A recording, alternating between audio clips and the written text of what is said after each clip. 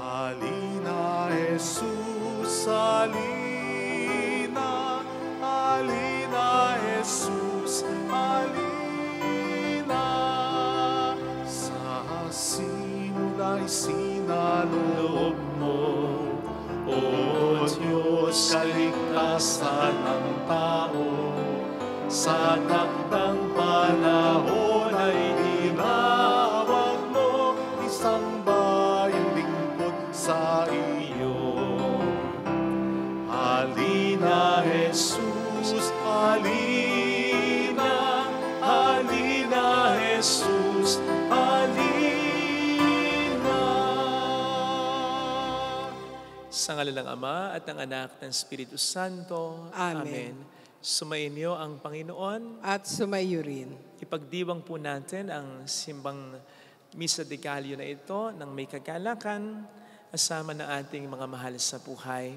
Pagdasal natin ang mga nagsisipagpamisa, tumutulong sa ating simbahan at ang mga kababayan natin sa ibang lugar, lalo na yung hindi makakauwi ngayong Pasko, yung mga nagtatrabaho para sa kanilang pamilya.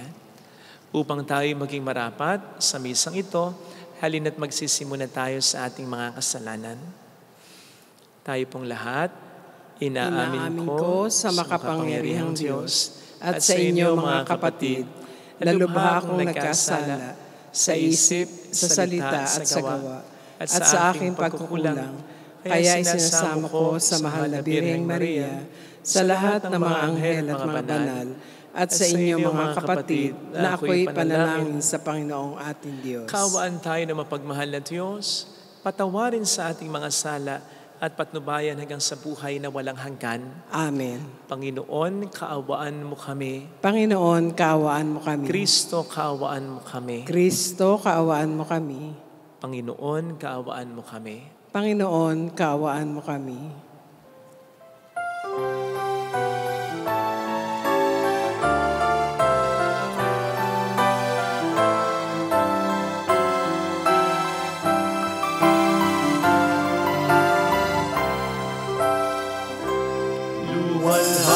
Sa Diyos sa kaitaasan, kaloob sa lupa ay kapayapaan. Pinupuri ka, ipinagdarama, sinasamba ka dahil sa dakilang kalwalhatian. Panginoon naming Diyos, Hari ng langit, Amang makapangyarihan, Panginoong Jesucristo, bugtong na anak ng Diyos, Kordero ng Ama. Ikaw na nag-alis ng mga kasalanan ng sanlibutan. Tanggapin mo ang aming kahilingan, ikaw na naluluklok sa kanan ng Ama. Sa amin, ikaw lamang ang banal, Panginoong Jesucristo, kasama ng Espiritu, sa luwalhati ng Ama. Amen, Amen, Amen, Amen. Iyuko natin ang ating ulo at tayo'y manalangin. Ama naming makapangyarihan, minarapat mong mahayag ang iyong kadakilaan sa pagsilang ng mahal na Birhen para sa libutan.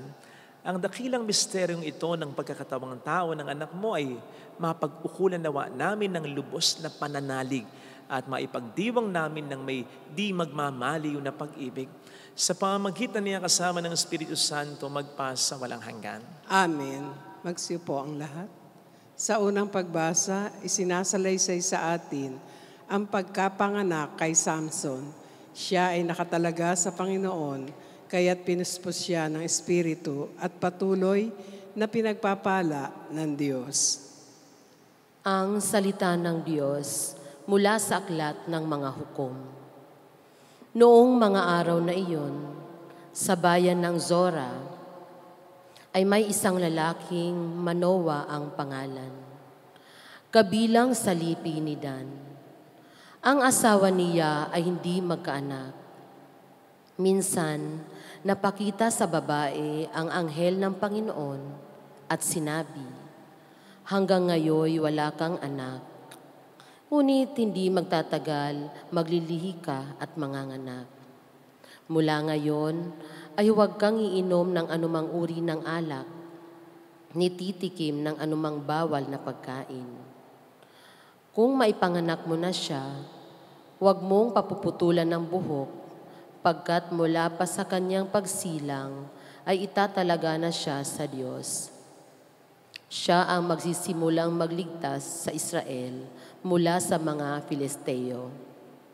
Ang babae lumapit sa kanyang asawa at kanyang sinabi, "Napakita sa akin ang isang propeta ng Diyos, parang anghel.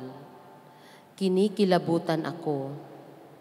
Hindi ko tinanong kung taga saan siya, at hindi naman niya sinabi kung sino siya.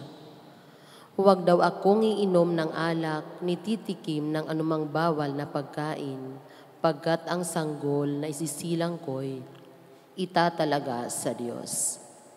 Dumating ang araw at nanganak ang asawa ni Manoa. Lalaki ang sanggol at pinangalanan niyang Samson. Lumaki ang bata na patuloy na pinagpapala ng Panginoon. Ang Espiritu ng Panginoon ay lumukob kay Samson. Ang salita ng Diyos. Salamat sa Diyos. Lagi kong papupurihan ang iyong kapangyarihan. Lagi kong papupurihan ang iyong kapangyarihan. Ikaw nawa ang muog ko at ligtas na kakanlungan, matatag na kublihan ko at matibay na sanggalang. Sa lahat ng masasama, O Diyos, ako'y ipaglaban. Lagi kitang papupurihan ang iyong kapangyarihan. Panginoon, sa iyo ko inilagak ang pag-asa. Maliit pang bata ako, sa iyo'y may tiwala na. Sa simula at mula pa, wala akong inaasahang mag-iingat sa sarili, kundi tanging ikaw lamang. Lagi kong papupurihan ang iyong kapangyarihan. Pagkat ikaw, Panginoon, ay malakas at dakila. Ang taglay mong katangi ay iahayag ko sa madla. Sa pulpa sa pagkabata, ako'y iyong tinuruan. Hanggang ngayoy sinasambit ang gawa mong hinangaan. Lagi kong papupurihan ang iyong kapangyarihan. Magsitayo po ang lahat.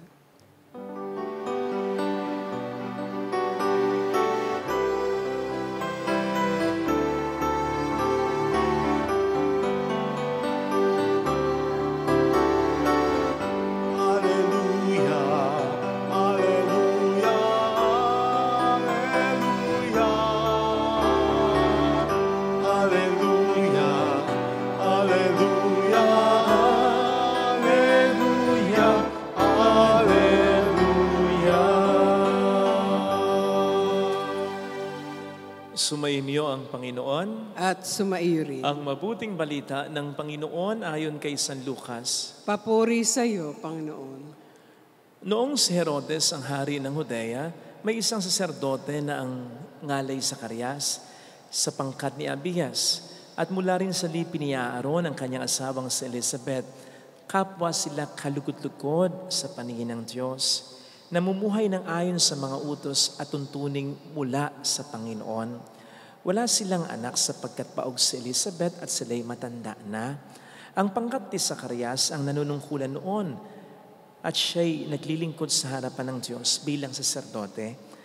Nang sila'y magsapalaran ayon sa kaugalian ng mga saserdotes, siya ang nahirang na maghandog ng kamaniyang. Kaya't pumasok siya sa templo ng Panginoon sa oras ng pagsusunog ng kamaniyang, samantalang nagkakatipon sa labas ang mga tao at nananalangin. Walang ano-ano'y nagpakita sa kanya. Ang isang anghel ng Panginoon, nakatayo sa gawing kanan ng dambanang sunugan ng kamanyang. Nagulat si Zacarias at sinidla ng matinding takot nang makita ang anghel. Ngunit sinabi nito sa kanya, "Huwag kang matakot, Zacarias. Dininig ng Diyos ang panalangin mo. Kayo ni Elizabeth ay magkakaanak ng isang lalaki at Juan ang ipapangalan mo sa kanya. Ikaw ay matutuwa at magiging maligaya at marami ang magagalak sa kanyang pagsilang sapagkat siya'y magiging dakila sa paningin ng Panginoon. Hindi siya iinom ng alak o anumang inuming nakalalasing. Sa sinapupunan lamang ng kanyang ina, mapupuspos na siya ng Espiritu Santo. Marami sa mga anak ng Israel ang panunumbalikan niya sa kanilang Panginoong Diyos. Mauna siya sa Panginoon, taglay ang Espiritu at kapangyarihan ni Elias, upang pagkasunduin ang mga ama at ang mga anak, at panumbalikin sa daan ng matuwid ang mga Suwael. Sa gayon, ipaghahanda niya ng isang bayan ang Panginoon. Sinabi ni Zacarias sa anghel, "Paano ko po matitiyak na mangyayari ito sapagkat ako'y napakatanda na at gayon din ang aking asawa?" Sumagot ang anghel, "Ako si Gabriel na naglilingkod sa harapan ng Diyos. Sinugo ako upang ihatid sa iyo ang mabuting balitang sinabi ko na sa inyo. At ngayon, mabibingi ka't hindi makapagsasalita hanggang sa araw na maganap ang mga bagay na ito sapagkat hindi ka naniwala sa mga sinabi ko na matutupad pagdating ng takdang panahon." Samantala, naghihintay naman kay Zacarias ang mga tao. Nagtaka sila kung bakit nagtagal siya ng gayon sa loob ng templo. Paglabas niya ay hindi na siya makapagsalita, mga senyas na lamang ang ginagamit niya, kaya natanto nila nakakita siya ng pangitain. At siya'y nanatiling pipi. Nang matapos ang panahon ng kanyang paglingkod ay umuwi na siya. Hindi nga nagtagal at naglihis si Elizabeth at hindi ito umalis ng bahay sa loob ng 5 buwan. "Ngayon nilingap ako ng Panginoon," wika ni Elizabeth. "Ginawa niya ito upang alisin ang aking kadustaan sa harapan ng mga tao." Mga kapatid, ang mabuting balita ng Panginoon. Pinupuri ka namin, Panginoong Hesukristo. Ang isang sumikat sa hiwalayang Katniel, yan naman si Father, konektado kasi sa sermon ko. Ang isang sumikat sa isyong ito ay si Summer, yung aso ni Daniel. Kasi nung tanungin si Daniel Padilla kung ano ang loyalty para sa kanya, sabi niya, "Alam mo sino ang pinaka-loyal? Yung aso ko, si Summer. Yun ang pinaka-loyal." Doon ko makikita ang definition ng loyalty. Na kahit anuman ang pinagdadaanan ko ngayon, kung anumang sitwasyon ang emosyon ko ngayon, sino ko ngayon, tatanggapin ako ng buong buo nun. Yun ang loyalty. Walang judgment kung sino ka. Tama naman siya. Ang aso ay loyal talaga. Kaya nga ang sabi natin patungkol sa aso, man's best friend. At tayo bilang tao, pwede tayo magkaroon ng ibang best friends liban sa kanya. Pero siya, kapag nakuha natin ang loyalty niya, tayo lang talaga. Kung kayo po ay nagagawi dito sa may bandang likod, makikita kayong aso. Wiggle po ang pangalan niya. Kasi nung ibigay siya sa akin, wiggle siyang ganun.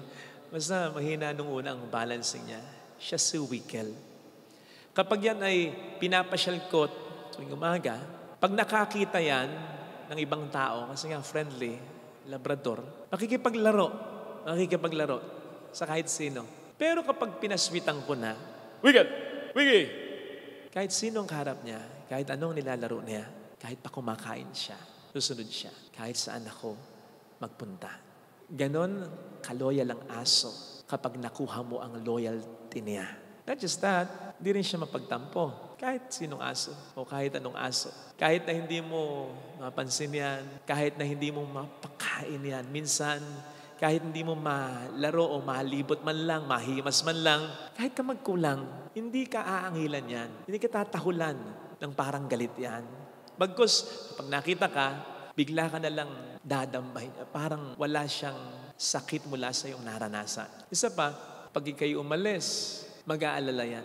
Actually, yung paglabas mo pa lang ng pintuan ng inyong tahanan, torture na para sa kanya. Kasi ang isa sa kinatatakot niya ay ang hindi ka na niya muling makita. As sabihin ng iba, Father, kapag nag-start na yung sasakyan ko, hindi na mapakali yung aso ko. Gusto niyan sumakay dun sa sasakyan. Hindi ko pa natetesting, pero baka naman dahil alam niyang kasama ka sa sasakyan. Baka kung hindi naman ikaw yung kasama niya, hindi siya ma-excite na sumakay anumang sasakyan. Ganon ka loyal ang aso. At bakit ba loyal ang aso? 2 basic na kadahilanan. Pagkain, bahay. Sapagkat yun ang kanyang basic na kailangan. Pagkain, nourishment, para mabuhay. Pero pag sinabing bahay, hindi lang ito doghouse. Yung maramdaman niya na kasama siya sa iyong buhay. Kasi dogs are pack animals. Meaning, dogs belong to a pack. Kaya makikita mo, kahit ang mga aso hindi magkakilala, magtitipon-tipon yan. Na parang matagal nang magkakilala. Ganun sila eh. So yung bahay na sinasabi ko, hindi lang ito doghouse, kundi yung maramdaman niya na hindi mo siya itinuturing na aso lang na iba, kundi parte ng buhay mo, parte ng iyong pamilya. Ayun, pag yun ay naramdaman niya, makukuha mo na ang loyalty niya. So kumbaga, yung loyalty ng aso, yung kanyang pagiging tapat sa iyo, ay pagpapasalamat niya sa iyo. Buti pa ang aso. Narinig po natin sa ating binasang Ebanghelyo, ang pagiging tapat ni Zacarias at Elizabeth. Tapat sila sa Diyos at sa isa't isa. Tapat sila sa Diyos sapagkat sa kabila ng napakatagal na panahon, wala silang anak. Sa kanilang kultura na ang kawalan ng anak ay kadusta-dusta. Iisipin ng tao, ikay sinusumpa ng Diyos, hindi ka mahal ng Diyos kahit pa nagpapakabuting tao ka. Sa kulturang ganito, na kinalalagyan at pinaniniwalaan nila, hindi sila nagtampo sa Diyos. Ginagawa pa rin nila ang kalooban ng Diyos. Naglilingkod pa rin sila sa Diyos. Tapat rin sila sa isa't isa. Sa kanilang kultura na po pwedeng hiwalayan ng lalaki ang babae, sapagkat wala naman silang anak at humanap ng iba, they stick for and with each other through thick and thin. Hindi nawala ang pagmamahalan, hindi nawala ang katapatan. At dahil saan yan? Dahil nakita nila ang kagandahan ng loob ng Diyos sa kanila, ang kagandahan, loob ng kanilang kabiyak sa kanila. Kung yung aso marunong tumanaw ng utang na loob, tao pa kaya? Yun ang katapatan ni Zacarias at Elizabeth. Binubunsod ng kanilang nagpapasalamat na puso o kalooban. Because gratefulness strengthens loyalty, faithfulness. Imagine kung ang mga tao matutulad sa aso. Sakit pakinggan, parang ang sagwa. Pero yung tutularan natin sa aso, yung pagiging faithful niya, dahil sa pagiging grateful niya, imagine, napakaganda ng magiging mundong ito. Kasi marami sa sakit. I mean, pain in our hearts and in our minds, pain in our lives, dulot ng unfaithfulness. Kung ang bawat tao tatanaw ng utang na loob at dahil dito'y magiging tapat, lahat siguro ng may utang magbabayad.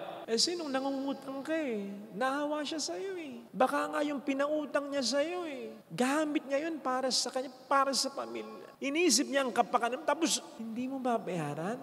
Kung tatanaw lang ng utang na loob ang nangutang, magiging tapat siya sa pagbabayad ng utang kung kailan at sa kung anong paraan na pag-usapan.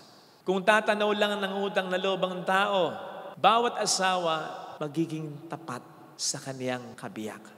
Sapagkat hindi naman kayo magkadugo Hindi naman kayo magkaano-ano Pero ibinigay niya, iniwan niya ang kanyang ama at ina para sa iyo. In fact, may mga asawa, lalong-lalo na mga misis ang mga loyal at faithful na misis sa kanilang mga duties bilang may bahay at bilang ilaw ng tahanan, marami sa kanila ang parang nawawala yung kanilang buhay sapagkat masyado nang na-occupy o natatabunan ng kanilang faithful na pagkasabuhay bilang may bahay at bilang nanay. Yung naiseset aside yung karir nila, yung hindi nila na-develop yung mga gifts nila, yung hindi nila napupuntahan yung mga gusto nilang puntahan, hindi nila naisusot, nabibili yung mga gamit na gusto nila. Mga priorities sa buhay na nasa set aside. Dahil sa pagiging faithful na may bahay at nanay, mapipintasan pa ng biyana na walang pera. Wala nang pera. Wala namang sweldo yung paglalaba, pagpaplansya, pagliligpit ng mga damit ng kanyang asawa at ng mga anak nila. Wala namang sweldo yung pag-aalaga sa mga anak nila. Wala namang sweldo yung pagluluto. Na kung suswelduhan, bakit hindi magkakapera yung mga nanay na yan? Pag sinuwelduhan nga yan, mas malaki pa ang magiging pera niya kaysa sa mga mister. Lalo pat kung yung mister ang magpapasweldo sa kanyang may bahay. In as much as walang katumbas na halaga ang dedication ng isang faithful na misis at ina.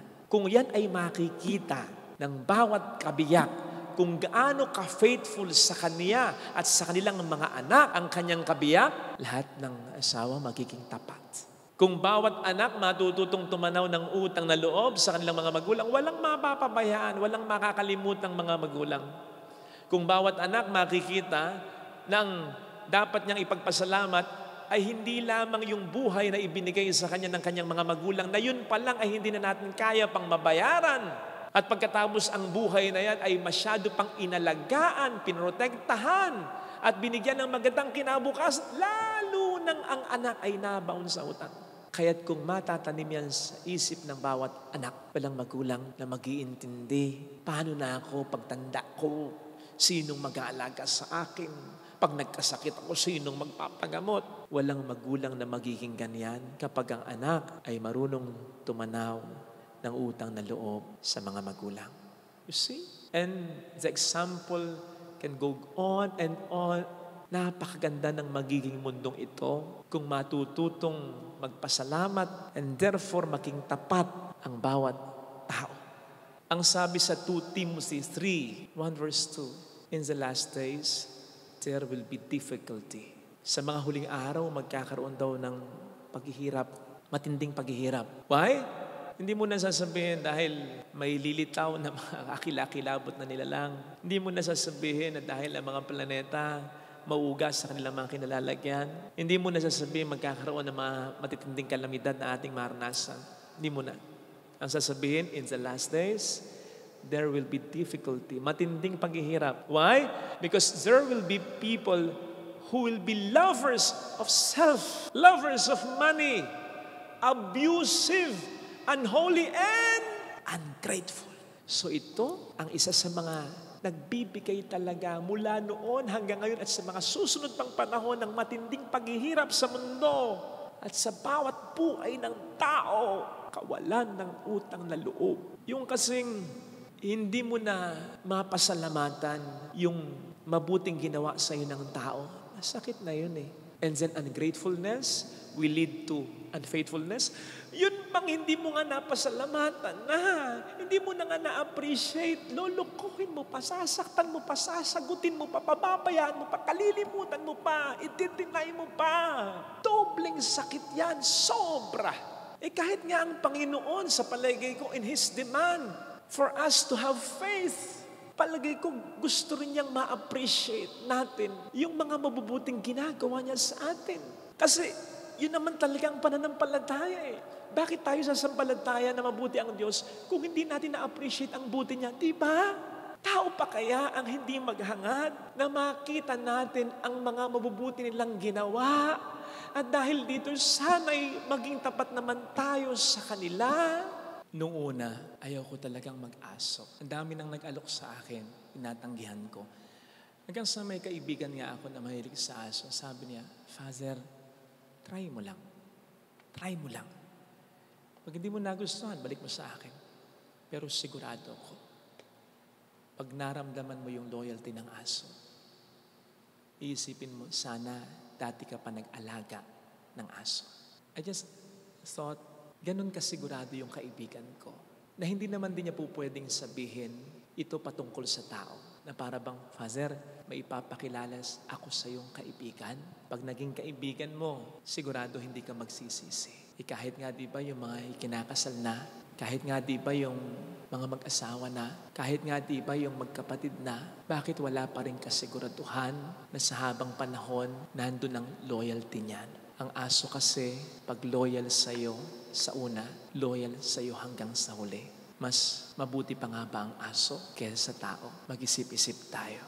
Ito po sana ang ating makita bilang mensahe na ating mga pagbasa. Matuto tayong magpasalamat at yung pasasalamat na yon humantong sa katapatan natin sa Diyos at sa mga taong pinagkakautangan natin ng loob. Makita natin ang kanilang mga ginagawa, ang kanilang mga ginawa, suklian natin ito ng katapatan. Amen. Lagay natin ang ating kanang kamay sa tapat ng ating puso.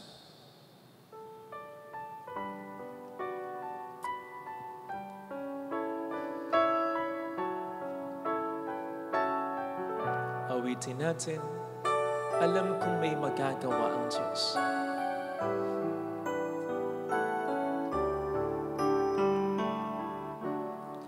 Alam kong may magagawa ang Diyos. Alam kong may magagawa. Alam kong may magagawa ang Diyos. ang Diyos. Kung ako'y magtatapat, Kung ako'y magtatapat sa Kaniya'y maglilingkod, sa Kanya'y maglilingkod. alam kong may magagawa ang Diyos. Alam kong may magagawa ang Diyos. Alam kong diringkin ng Diyos ang samo Alam kong di sapagkat mahal niya ako. ng Diyos ang samo ko. Alam kong diringkin ng Diyos ang samo. Alam kong di ringgit ang Diyos Sapagkat ang alam niya ang samo pinagdaraanan. Kung ako'y magtatapat, Kung ako'y magtatapat sa Kaniya'y maglilingkod, sa Kanya'y maglilingkod. alam kong diringkin ng Diyos ang samo.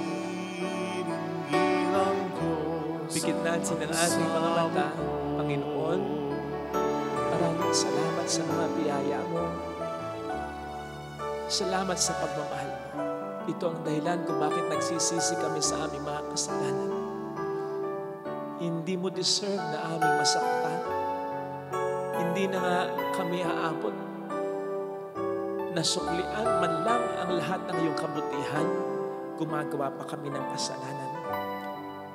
Dapat ramdam namin ito, yung ginagawa namin sa Kasi kami rin nasasaktan kapag hindi napapahalagahan ang aming mga ginagawang kabutihan at pagkatapos, gagawan pa kami ng kasalanan. Hallelujah! Sorry, Lord. Hallelujah! Help us, Lord. Siya ay muling babalik sa atin. Hindi niya tayo iiwan. Hindi niya tayo pababayaan. babalik sa atin. Hallelujah! Purihin ang Diyos. Hallelujah! Sa takdang panahon, babalik ang Panginoon upang tayo ay kunin. Tapat siya sa kanyang mga pangako sa atin. Sabihin mo sa sarili mo, mayroong magandang mangyayari sa atin. Pinagpapala ng Diyos ang mga tapat. Hindi lang niya pinagpapala basta-basta ang sinasabi ng banal na kasulatan. Ibinubuhos ng Diyos ang biyaya sa mga taong tapat. Kasi tandaan mo ang gusto ng Diyos ng taong mapagkumbaba. At ang taong mapagkumbaba, marunong tumanaw ng utang na loob. Yung mga hindi tumatanaw ng utang na loob, mayayabang. Kaya sa kanilang yabang, sa halip na gumawa sila ng kabutihan, gumagawa sila ng kasalanan. Sa halip ng Diyos at ang mga taong nagmamahal sa kanila ay pasalamatan, kanila pang sinasaktan. At malaking kasalanan yun. Papuri sa Ama at sa Anak sa Espiritu Santo. Kapara ng sa unang-una ngayon, magpakailanman, magpasawalang hanggan. Amen. Pag-aalay.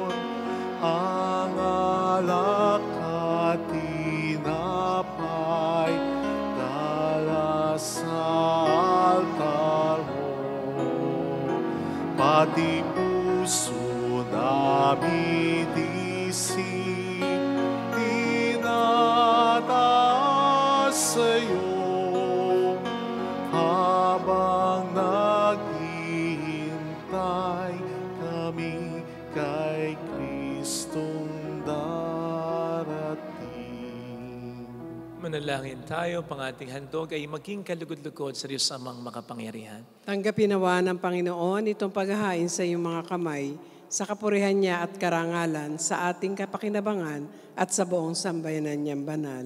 Ama naming lumikha, tunghayan mo ang mga nakahain sa dambana. Itong aming abang nakayanan ay magkamit nawa ng kapupunang kabanalan na idinudulot ng iyong kapangyarihan. Sa pamamagitan ni Jesucristo, kasama ang Espiritu Santo magpasa walang hanggan. Amen. Sumainyo ang Panginoon. At sumaiyo rin. Itaas sa Diyos ang inyong puso at diwa. Itinaas na namin sa Panginoon. Pasalamatan ang Panginoong ating Diyos. Marapat na siya ay pasalamatan. Ama naming makapangyarihan, tunay ngang marapat na ikaw ay pasalamatan sa pamamagitan ni Jesucristo na aming Panginoon. Ang pagsusugo mo sa Kanya ay pinahayag ng lahat ng mga propeta. Ang pagsilang niya ay pinanabikan ng mahal na Birhen Kanyang inang tunay sa kapangyarihan ng Espiritong Banal. Ang pagdating niya inilahad ni San Juan Bautista sa Kaniyang pagbibinyag. Ngayong pinaghahandaan namin ang maligayang araw ng Kanyang pagsilang, kami nananabik at nananalangin lubos na makaharap sa Kaniyang kadakilaan. Kaya kaisa ng mga anghel na nagsisiawit ng papuri sa iyo ng walang humpay sa kalangitan, kami nagbubunyi sa iyong kadakilaan. Santo, Santo, Santo, Panginoong Diyos ng mga hukbo, napupuno ang langit at lupa ng kadakilaan mo, o sana sa kaitaasan. Pinagpalang na paririto sa ngalan ng Panginoon, o sana sa kaitaasan. Ama naming banal, ikaw po ang bukal ng tanang kabanalan, kaya sa pamamagitan ng iyong Espiritu, gawin mo pong banal ang mga kaloob na ito upang para sa amin, maging katawan at dugo ng iyong anak at aming Panginoong Hesukristo. Bago niya pinagtiis ang kusang loob na maging handog, kinawakan niya ang tinapay, pinasalamatan kaniya, pinaghati-hati niya iyon, iniabot sa kaniyang mga alagad at sinabi, tanggapin ninyong lahat ito at kanin. Ito ang aking katawan na iahandog para sa inyo.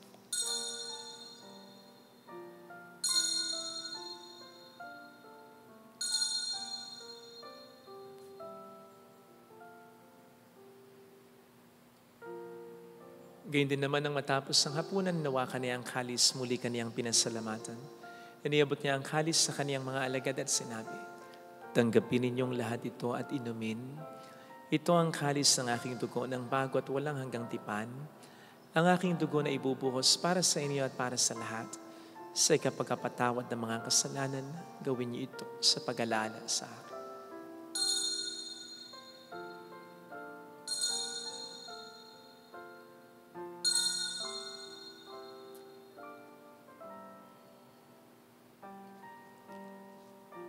Ipagbunyi natin ang misteryo ng ating pananampalataya. Si Kristo'y namatay, si Kristo'y nabuhay, si Kristo'y babalik sa wakas ng panahon. Ama, ginagawa namin ngayon ang pag-alaala sa pagkamatay at muling pagkabuhay ng iyong anak, kaya nialay namin sa iyo ang tinapay ng buhay at ang kalis ng kaligtasan. Kami po'y nagpapasalamat dahil kami iyong minarapat na tumayo sa harap mo para maglingkod sa iyo. Isinasamo namin kami na magsasalo sa katawan at dugo ni Kristo ay mabuklod sa pagkakaisa sa pamamagitan ng Espiritu Santo. Ama, lingapin mo ang iyong simbahang laganap sa buong daigdig, puspusin mo kami sa pag-ibig. Kaisa ni Francisco na aming Papa, ni Dennis na aming Obispo at ang Tanang Kaparian, alalahanin mo rin po ang mga kapatid naming nahimlay ng may pag-asang sila'y muling mabubuhay, lalo na po ang aming mga ipagdarasal. Saglit tayong yumuko at ipagdasal ang ating mga minamahal na yumao. Kaawaan mo sila at patuloyin sa iyong kaliwanagan. Kaawaan mo at paging tapatin kaming lahat na makasalo sa iyong buhay na walang wakas. Kaisa ang mahal na Birhen ng Lazaret, ang ina ng Diyos, San Jose ang kabiyak ng kanyang puso, lahat ng mga banal na namuhay dito sa daigdig ng kalugod-lugod sa iyo, may pagdiwang nawa namin ang pagpupuri sa ikararangal mo sa pamamagitan ng iyong anak at sa aming Panginoong Jesucristo. Sa pamamagitan ni Kristo kasama niya at sa Kanya, ang lahat ng parangal, papuri ay sa iyo, Diyos Amang makapangyarihan, kasama ang Espiritu Santo magpa sa walang hanggan. Amen.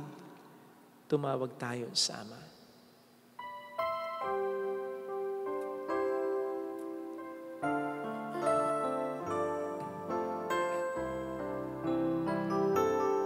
Ama namin, susunod langit ka. Sambahin ang ngalan mo, mapasa amin ang kaharian mo, sundin ang loob mo dito sa lupa para nang sa langit. Bigyan mo kami ngayon ng aming kakanin sa araw-araw at patawarin mo kami sa aming mga sala para ng pagpapatawad namin sa nagkakasala sa amin, at huwag mo kami ipahintulot sa tukso, at ihadya mo kami sa lahat ng masama. Iniling namin kami adya sa lahat ng masama, pagkalooban ng kapayapaan araw-araw, iligtas sa kasalanan, sa kapahamakan, sa mga seryosong karamdaman, samantalang aming pinaghahandaan ang dakilang araw ng pagkapahayag ng tagapagligtas naming si Heso Kristo. Sapagkat iyo ang kaharian, ang kapangyarihan, at ang kapurihan magpakailanman. Amen. Panginoong Heso Kristo, sinabi mo noon, sinasabi mo rin sa amin ngayon, kapayapaan ang iniiwan ko sa inyo, aking kapayapaan ang binibigay ko. Tunghayin mong aming pananampalataya, huwag ang aming pagkakasala. Pagkalooban mo kami ng kapayapaan at pagkakaisa ayon sa iyong kalooban, kasama ang Espiritu Santo magpasa walang hanggan. Amen. Ang kapayapaan ng Panginoon ay sumainyo nawang lahat. At sumaiyo rin. Magbigayan tayo ng kapayapaan sa isa't isa. Kapayapaan po. Peace be with you. Kordero ng Diyos na nag-aalis ng mga kasalanan ng sanlibutan, maawa ka sa amin. Kordero ng Diyos na nag-aalis ng mga kasalanan ng sanlibutan, maawa ka sa amin. Kordero ng Diyos na nag-aalis ng mga kasalanan ng sanlibutan, ipagkaloob mo sa amin ang kapayapaan.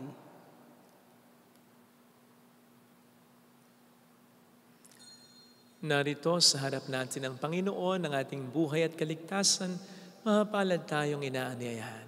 Panginoon, hindi ako karapat-dapat na magpatuloy sa iyo, ngunit sa isang salita mo lamang ay gagaling na ako.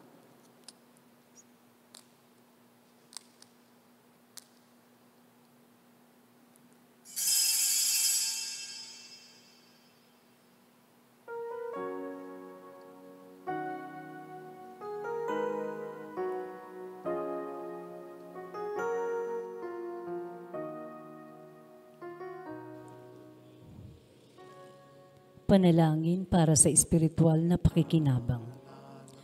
Panginoong Hesus, ako ay naniniwala na ikaw ay nasa kabanal-banalang sakramento.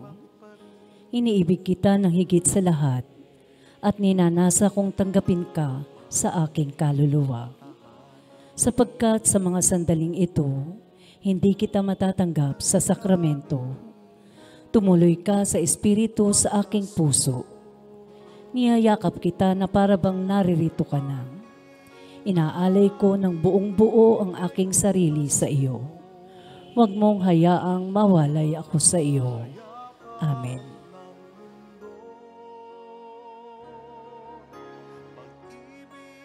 Maghahari sa bawat tao, ating ialay kay Kristo.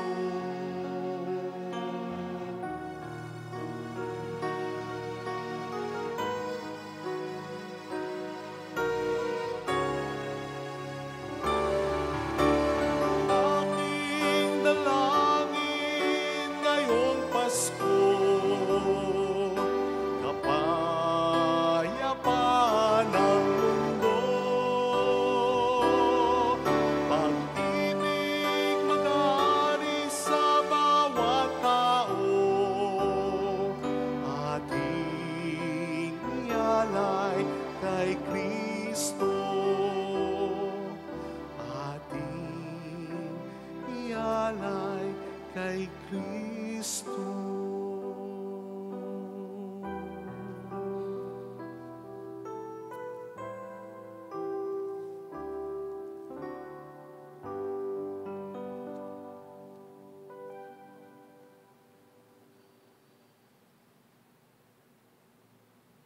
Manalangin tayo.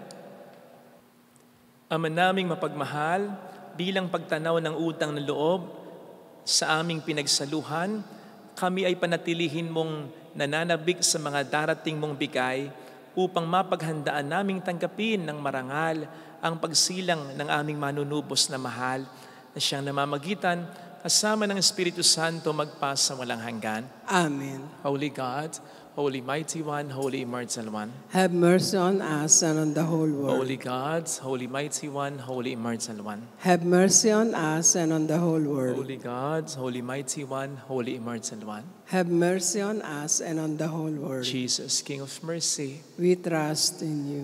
alalahanin, Alalahanin, O mahal na Birhen ng Lasalet, ina ng pag-asa, ikaw ang nagpaalala sa aming magbalik loob sa Ama.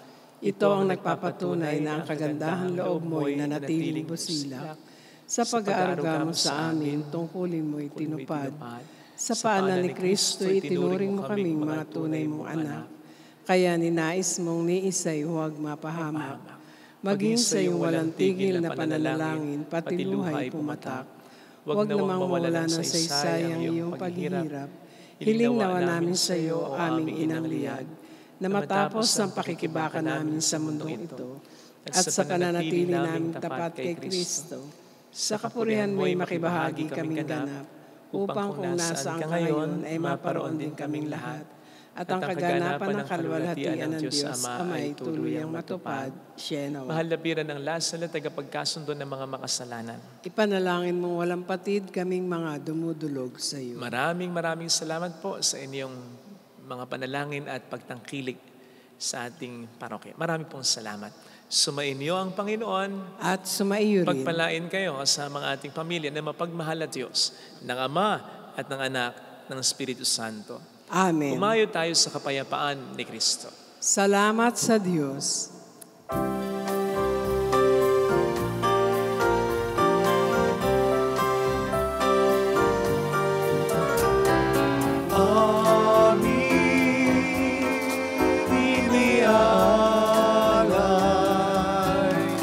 Ang pag-ibig na walang kapantay. Okay, sarap mabuhay kung may nagmamahal. Pagmamahal na tunay at laging nalisay. Ang Birhen kong umibig ay walang sintamis, pagsindang sa kalinis, sa iyo hanggang langit. O Birhen, Birheng mahal, sa awit at sa dasal